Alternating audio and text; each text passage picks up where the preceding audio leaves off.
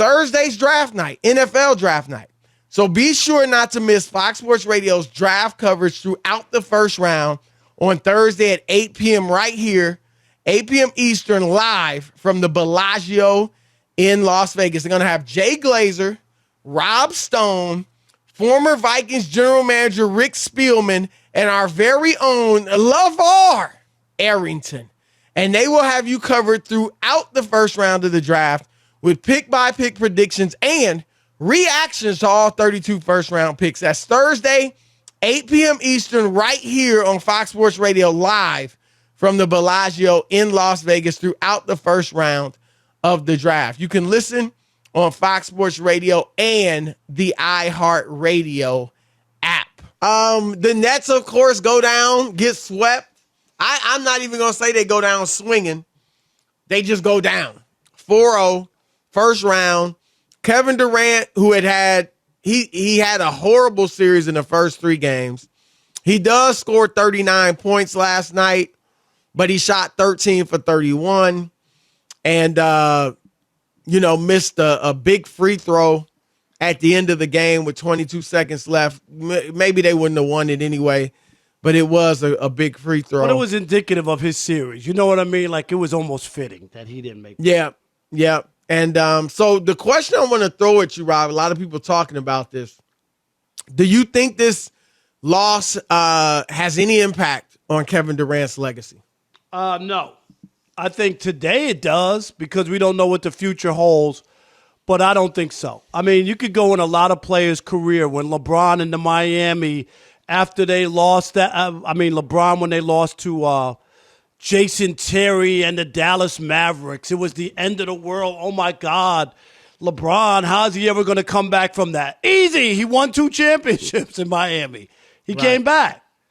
So, yes, today, for today's narrative, Chris, and until he gets another opportunity, it'll be there. You can't run from it. You can't duck it. It's there. But it doesn't mean it's going to define him because he has years. Now, if he's retiring, I guess, some people could hold it against him, but he did win a couple of championships. He was finals MVP twice. He put up good numbers. It's not like he's never had any big games in the playoffs or made big shots or anything like that to say he never was able to do it. So I don't think it's as dire as people make it. I remember 2 years ago when the Clippers had the embarrassing choke job against Denver, right? Yep. Up 3-1, and it was a choke job. Kawhi was terrible. Remember in Game 7, Chris? Terrible.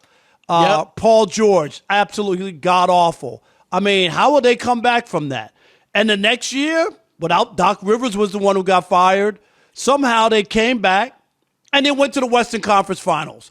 Without Kawhi. Even though Kawhi didn't even play. But I'm saying Paul George was a part of the debacle, and that team somehow was able to right itself. No one's talking about, what was it? What were they calling Paul George? Pandemic P. Pandemic P. Like, that went away because he played well, and people remember the last thing you do. So if we're talking about today, Chris, absolutely. If we're talking about 6 years from now and he gets to win again or whatever, wins an MVP or whatever it might be, or has some big shots or big moments, then no, that'll be a footnote in a terrible series that he once had, but it will not define him. I think it's prisoner of the moment, and I get it. It was awful. So it's hard for people just to ignore it and write it off. Well, it won't define him no matter what, because Kevin Durant has had a terrific career. This is one series. And believe it or not, Rob, this is the first time Kevin Durant's ever been swept. And being swept in the playoffs, for all the youngins out there, being swept in the playoffs, yeah, it hurts. Yeah, that day, that week, you get dissed. But that doesn't ruin a legacy because virtually everyone has been swept. Virtually. Yep. Just about. Michael Jordan was swept more than once. LeBron James has been swept more than once. Kareem Abdul-Jabbar was swept in the heart of his prime by Bill Walton, another center. Kareem and Magic were swept together. Shaq, Rob, guess how many times Shaq was swept from the playoffs? I say 3 times. 6. Oh, wow. I did not know. 6. Early on, it was bad, right? Some of them with Kobe. So some of them with Kobe. But see, so Chris, my point is being swept. It doesn't ruin a legacy by any stretch. And it's actually impressive that Durant hasn't been swept. The first time he was swept was in his 14th year. But here's what I will say, Rob, and you kind of touched on it a little. In the moment, it does impact the way people view you. And the way you erase it is you come back from it. Magic John, you mentioned a few of them. LeBron, right? LeBron in 2011 was getting destroyed. And how'd he get rid of it? He came back and won the next 2 championships. Yep. Rob Magic Johnson, Magic had already won 2 titles. Magic had one of the greatest performances in NBA history as a rookie to win the championship in 1980. 42 points, 15 rebounds, 7 assists with Kareem out. And when they got swept in 83 by the Sixers, and then in 1984 against the Celtics, Magic was horrible. I mean, the best point guard ever, dribbled out the clock, had some crazy turnovers late in the games. It was bad. And he was being ridiculed as Tragic Johnson. Rob, they were saying he's too happy. He's always smiling. Right? And he don't have the he don't have a killer gene, right? He ain't He too when happy. The going gets rough, he can't handle it. That's what they were literally saying. He's too busy kissing Isaiah. You know what I mean? Well, this was before that. I know, but you know what I'm saying. Yeah. But how did he overcome it, Rob? He ended up winning 3 more championships. And my point is that the one thing I think is this changes the way we need to talk about Kevin Durant, in my opinion. I agree with that until further notice. Yeah, I think that's fair. Right. Until further notice, though. But it ain't like he's off the charts and we don't consider him a great player. Well, he's a top 20 player. Right. He's a top 20 player. But I do think his cape, Superman cape, to a degree has been removed. Because there was this feeling of he's just absolutely unguardable. I said it myself. Like, literally, he's a 7-footer with handle and Jay. How in the world can you stop him? And we saw Jason Tatum stop him. We saw Grant Williams stop him. We saw physical defense stop him and actually shake him up. And so I think his cape's been removed a bit. I think, Rob, I think people need to stop saying he's the best player in the world. I think Giannis is the best player in the world. And I think it's fairly clear. Not that Durant's not great and up there. It ain't even until further notice to me. I mean, anything can happen. Maybe Giannis falls on his face the next 2 years. Well, that's what I was going to say. But I'm just saying, right. I'm not into all this. I'm not going to sit here and say, well, if Kyrie Irving wins the next 3 championships, we'll be talking differently about him. Of course we will. No, I know. But I'm just saying. But I'm saying, all I'm saying, my point is that you got to be careful when you try to bury people after things don't work out. It doesn't mean that it's over or you can't rebound or win. That's all I'm saying, Chris. And we gave the example. And I'm not. That's all. You're not saying that. At least I'm not burying. No, but I know people are. Oh, yeah. Okay, you could say that today, and I just think you need to be careful because we gave you plenty of examples. When LeBron got crushed by the Dallas Mavericks, I don't think he's the best player in the world. Okay, yeah. Regardless of whether he wins next year. He doesn't play the defense of Giannis. He doesn't rebound like Giannis. He can't go in the post like Giannis. I mean, Giannis scored. Giannis don't have the bag that KD has, but he scores as much as more efficiently. So that's all I'm saying. I think we need to stop with that, in my view. And also, Rob, you've heard some people say best scorer of all time. Stop it. Stop it. He's not. He's not the best scorer of all time. Put some respect on Michael Jordan's name. I mean, obviously, there's plenty of respect on MJ's name, but I'm just saying, Kevin Durant ain't the best scorer ever. And if he was the best scorer, why didn't he take little Jason Tatum, little by Durant standards, into the post? Okay, he's guarded me well on the perimeter. He's got a hand in my face. He's blocked my jumper a few times. I'm going to take him in the post. They didn't do it. So I don't want to hear that. So I think it does change a bit the way we think of Durant. And you're right, Rob. If he comes back, to me, he's got one thing to prove, or one last thing.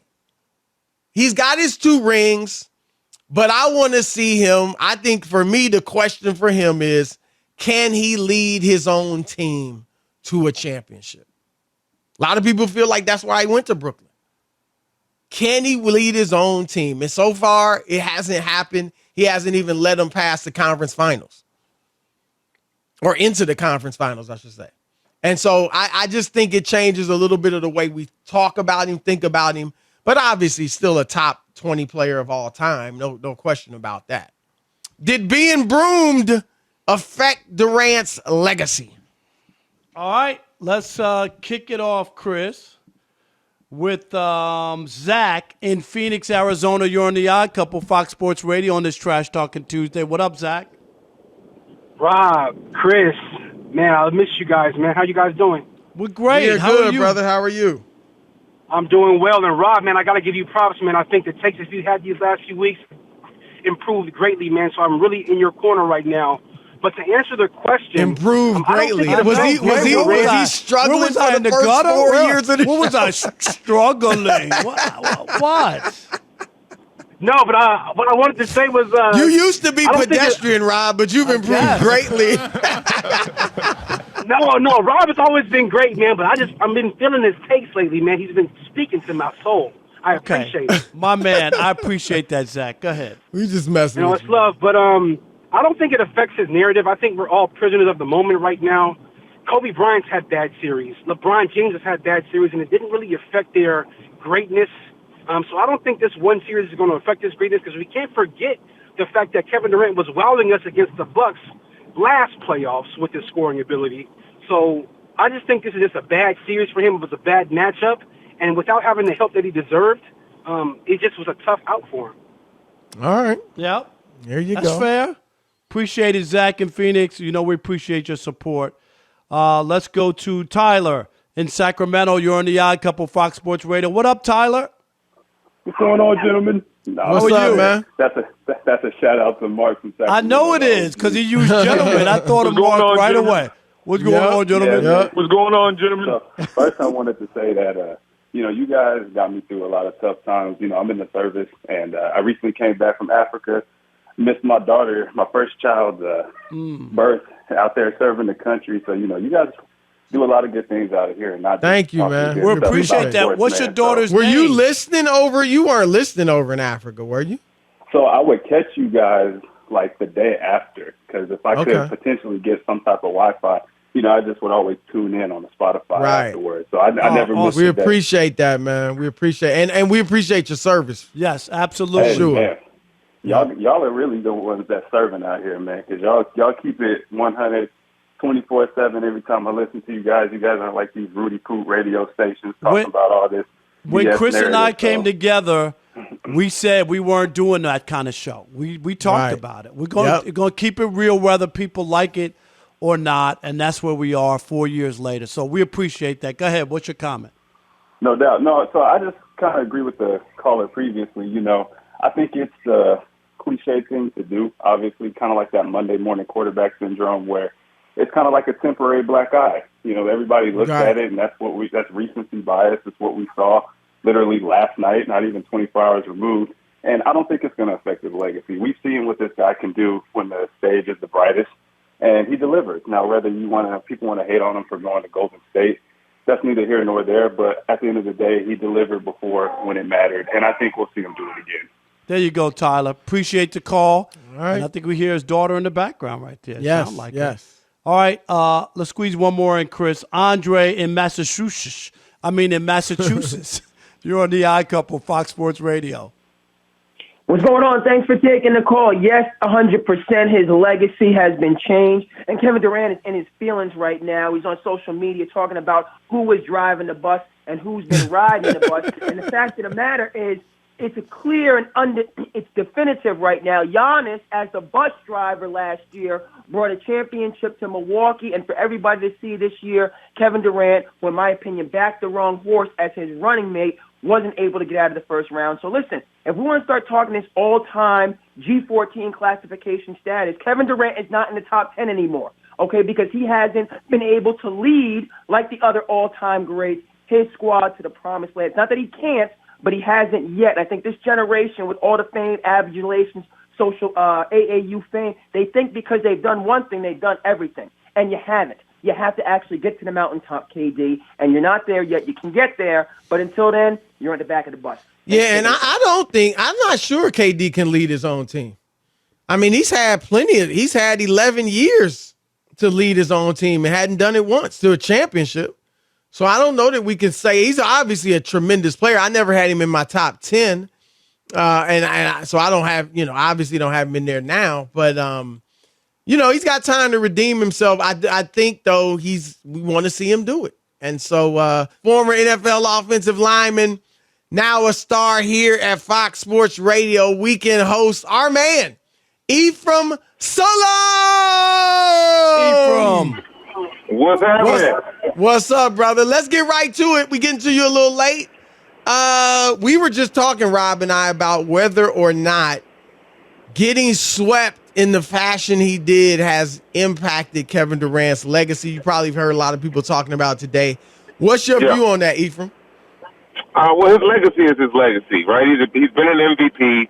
He's won some championships. He's been Finals MVP twice. So his legacy is we get so caught up in, like, you can't take any of those away, right? Unless there's some big cheating scandal that comes out that strips him of his titles, then his legacy is going to be his legacy, right? We don't hold Jordan's Wizards against him. He's still the greatest basketball player to ever play. So we got to keep that in context. I'm just disappointed in the lack of team, the lack of fight that the Brooklyn Nets brought to the playoffs. Yeah, I feel you. I feel you. And they didn't seem too hurt afterwards. They seemed relieved that it was over. Yeah, there was a lot of celebrating, a lot of laughing and slapping five and hugging and good job, y'all. Way to whoop our butts. Like, right. I thought Marcus Smart was that's sunning NBA. Kyrie at the end. He was like giving Kyrie advice. I'm like, yo, Kyrie, this was your backup. Come on. That's AAU basketball, man. Everybody's friendly. Everybody's cool. That's where we are today. Let me ask you real quick before we get to some football as well about James Harden and the 76ers. And we know Doc Rivers' history of late in the postseason. He's never choked down a 3-0 lead. There's a lot of 3-1s. This would be incredible. Right. How important is this for Harden and for and Doc?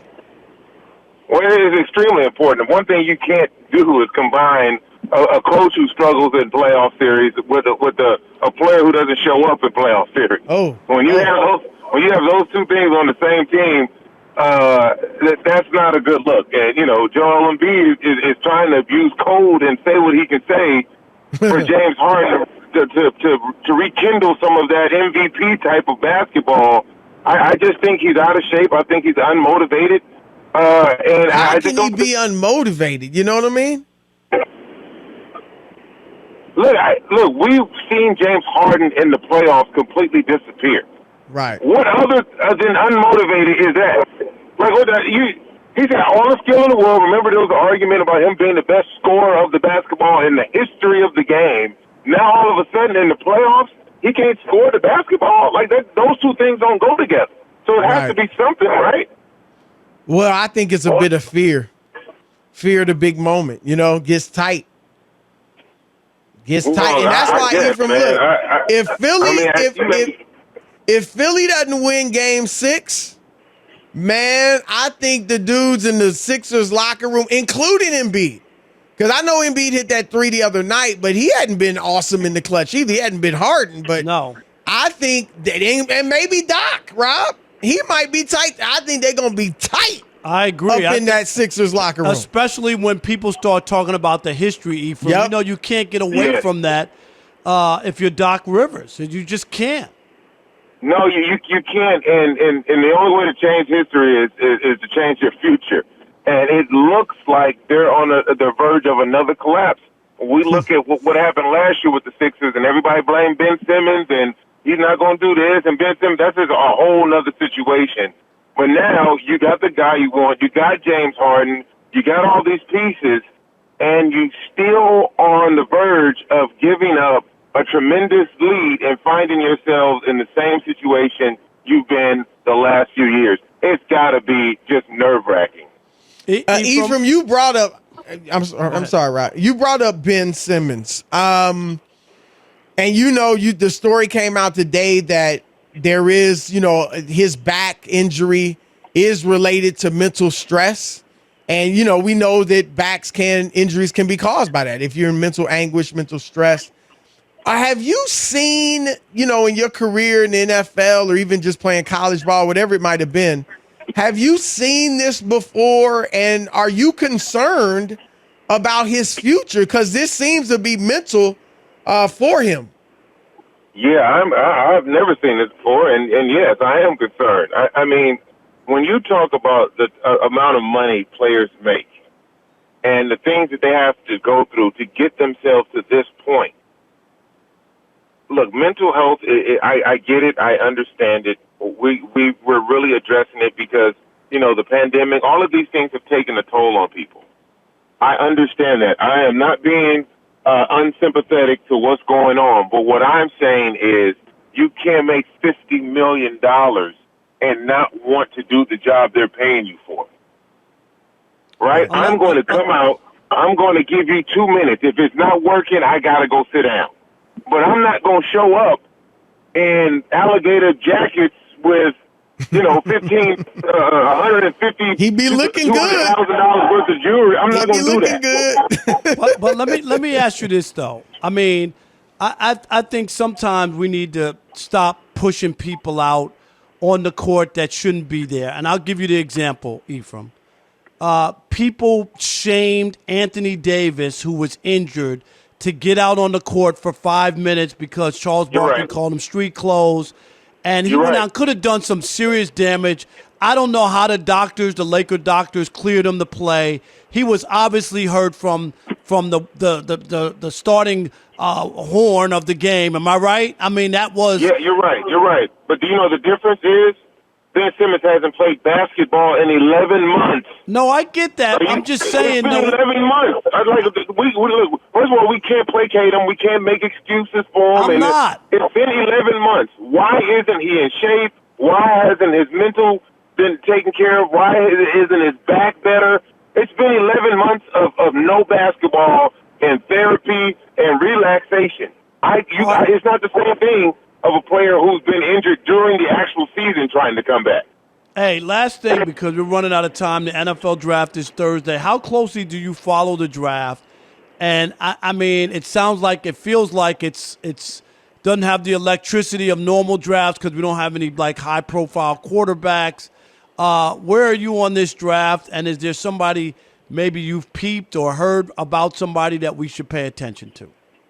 I love the draft. That changed my life, even though it was at the end of the draft when I got drafted, but it's still allowed. Wait a minute, were you Mr. Irrelevant? Were you the last guy? No, I was close. I was 199, the original 199. Really? Wow. Yeah, I was. Yeah.